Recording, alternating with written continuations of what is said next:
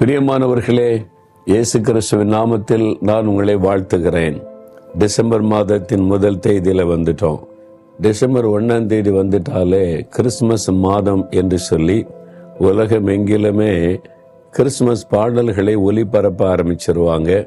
அதுக்கான டெக்கரேஷன்லாம் பண்ணி மகிழ்ச்சியை வெளிப்படுத்த ஆரம்பிச்சிருவாங்க. கிறிஸ்துமஸ் என்றால் என்ன? தேவன் இந்த உலகத்தில் மனிதனாய் அவதரித்ததை நினைவு கூறுகிற ஒரு நாள். வானத்தை பூமி உண்டாக்கிய கடவுள் மனிதனுக்காக அவர் மனு உருக்கொண்டு இந்த உலகத்தில் இறங்கி வந்தார். அவர் பிறந்து 33.5 ஆண்டு காலம் உலகத்தில் ஒரு சாதாரண மனிதனாய் வாழ்ந்து நமக்காக சிலுவையிலே தன் ரத்தத்தை சிந்தி பாவத்திலிருந்து சாபத்திலிருந்து மனு கொல்லத்திற்கு ஒரு விடுதலை கொண்டு வந்தார். அதுக்காகத்தான் அவர் மனிதனாய் அவதரித்து வந்தார். அந்த இயேசு கிறிஸ்து பிறந்த அந்த நாளை நினைவு கூறும்படித்தான் கிறிஸ்துமஸ் பண்டிகை.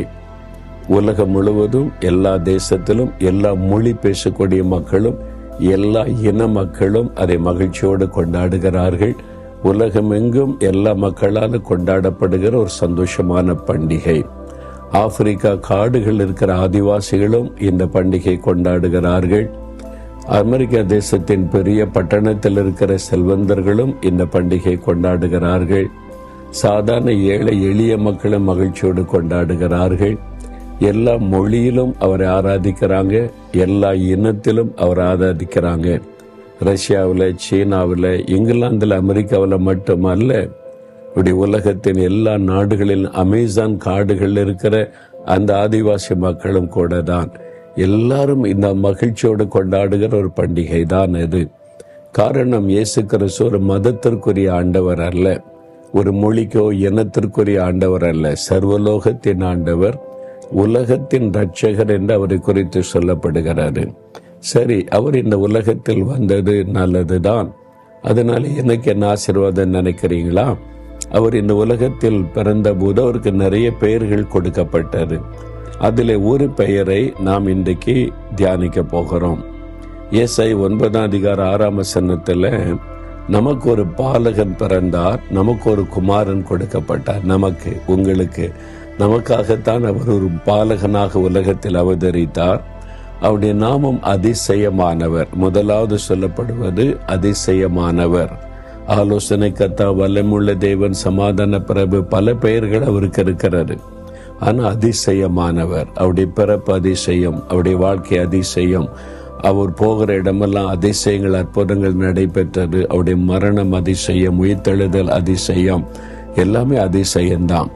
அவர் அதிசயங்களை செய்கிற தேவன். இன்றைக்கு உங்களுக்கு ஒரு வாக்கு கொடுக்கிறார். மீகா 7:15 மீகா 7:15 உன்னை அதிசயங்களை காண பண்ணுவேன் என்று சொல்றார். ஏசு அதிசயமானவர் தானே. அவர் சொல்லுகிறார், என் மகனே, என் மகளே, உன்னை அதிசயங்களை காண பண்ணுவேன். ஏதோ ஒரு அற்புதத்தை எதிர்பார்த்து ஜெபித்து சோர்ந்து போயிட்டீங்களா? வருஷத்தின் கடைசி மாசத்துக்குள்ள வந்துட்டோம், இன்னும் நடக்கலைன்னு நினைக்கிறீங்களா?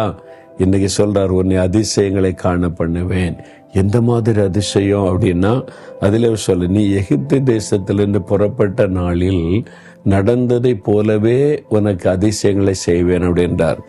எகிப்தின் அடிமைத்தனத்திலிருந்து இஸ்ரேல் மக்களை ஆண்டவர் விடுதலையாக்கி கொண்டு வந்தார்ல, அந்த நாட்களில் நிறைய அதிசயங்களை ஆண்டவர் செய்தார். அதே விதமான அதிசயம் உனக்கு செய்வேன் அப்படின்னு சொல்றார். என்ன அதிசயம்? அது நிறைய இருக்குது. ஒரு 3 காரியத்தை உங்களுக்கு ஞாபகப்படுத்துகிறேன். முதலாவது, கடலை 2ஆய் பிளந்து அதில் வழி உண்டாக்கினார்.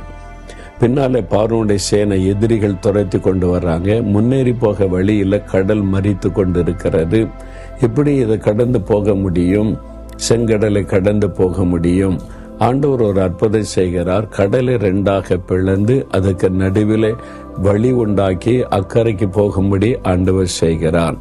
அப்ப வழி இல்லாத இடத்தில் உங்களுக்கு வழி திறப்பார். அது அதிசயமாய் நடக்கும். யாரும் எதிர்பாராத விதத்தில் நடக்கும். உங்களை அதிசயத்தை காண பண்ணுவார். அடுத்து, அவங்க தண்ணீர் இல்லாம தாகத்தோடு நடக்கிறாங்க. கிட்டத்தட்ட 30 லட்சம் மக்கள். அவங்க பெரிய கூட்டம், குடும்பமா வர்றாங்க. மாறா என்கிற இடத்துக்கு வந்தா தண்ணீர் இருக்கிறது. குடிச்சு பார்த்தா கசப்பா இருக்கு, தாகம் தீர்க்க, அது வாயில வைக்க முடியாது. என்னடா அது தாகத்தோடு வந்த தண்ணி கசப்பா இருக்குதுன்னு உடனே ஆண்டவர் மோசேக்கு ஒரு மரத்தை காண்பித்தார். அந்த மரத்தை வெட்டி அந்த தண்ணீர்ல போட்ட உடனே அது மதுரமாய் மாறிவிட்டாரு. கசப்பு, உங்க வாழ்க்கையில ஏதோ ஒரு கசப்பு இருக்கிறாரு, யார் மேலேயோ கசப்பு இருக்குது, ஏதோ ஒரு காரியம் உங்களுக்கு மனதுக்குள்ளே கசப்பை கொண்டு வந்து விட்டாரு. நிந்தைகள், நெருக்கங்கள், அவமானங்கள், சிறுமைப்படுத்தின காரியம், ஏன் வாழணும், மறிச்சிட்டா பரவாயில்ல, நீ வாழ்க்கை உங்களுக்கு கசந்து போன நிலைமையில் இருக்கலாம். சிலுவை மரத்தை பாருங்க, அந்த மரத்துல இயேசு கசப்பை ருசி பார்த்தார். நம்முடைய கசப்பு வேதனைகளை சிலுவையில் சுமந்து விட்டார். சிலுவை மரத்தை பார்த்தீங்கன்னா கசப்பு மதுரமாய் மாறிவிடும்.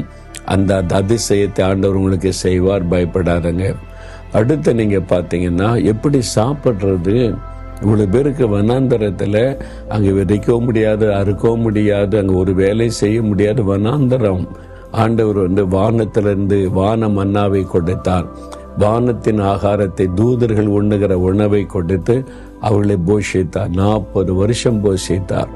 எனக்கு பிரியமானவர்களே, சாப்பாட்டுக்கு என்ன பண்ண, நாளைக்கு என்ன பண்ண, அடுத்து என்ன பண்ண, இந்த தேவைக்கு என்ன பண்ண, பிள்ளைகளுடைய படிப்புக்கு என்ன பண்ண, திருமணத்துக்கு என்ன பண்ணன்னு கலங்குறீங்களா? அதிசயத்தை பார்ப்பீங்க. வானத்தை பூமி உண்டாக்கின கர்த்தரிடத்திலிருந்து உங்களுக்கு ஒத்தாசை வரும். அதிசயமாய் உங்களுக்கு தேவைகள் சந்திக்கப்படும். அதாண்டு சொல்றாரு, நான் அதிசயங்களை செய்கிற தேவன், உன்னை அதிசயங்களை காண பண்ணுவேன். விசுவாசிக்கிறீங்களா? உண்மையா விசுவாசித்தீங்கன்னா இயேசுவை, ஏன் வாழ்க்கையில இந்த பிரச்சனை இருக்குது, இந்த தடைகள் மாறணும், இந்த கசப்பான சூழ்நிலை மாறணும், தேவைகள் சந்திக்கப்படணும், ஒரு அதிசயம் செய்யுங்கன்னு கேளுங்க. இன்றைக்கு அற்புதம் நடக்கும். ஜெபிக்கிறீங்களா? தகப்பனே, இந்த மகன் இந்த மகளுக்கு அதிசய செய்ய வாக்கு கொடுத்தேன். இவர்களுக்காக நான் ஜெபிக்கிறேன். இயேசு கிறிஸ்துவின் நாமத்தில் இந்த பிள்ளைகளுக்கு அதிசய செய்து மகிழ பண்ணும். தடைகள் மாறட்டும், வழிகள் திறக்கப்படட்டும், கசப்பான சூழ்நிலைகள் மாறி சந்தோஷம் மகிழ்ச்சியும் மறட்டும்.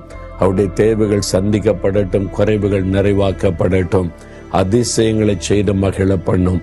இயேசுவின் நாமத்தில் ஜெபிக்கிறோம். ஆமேன், ஆமேன்.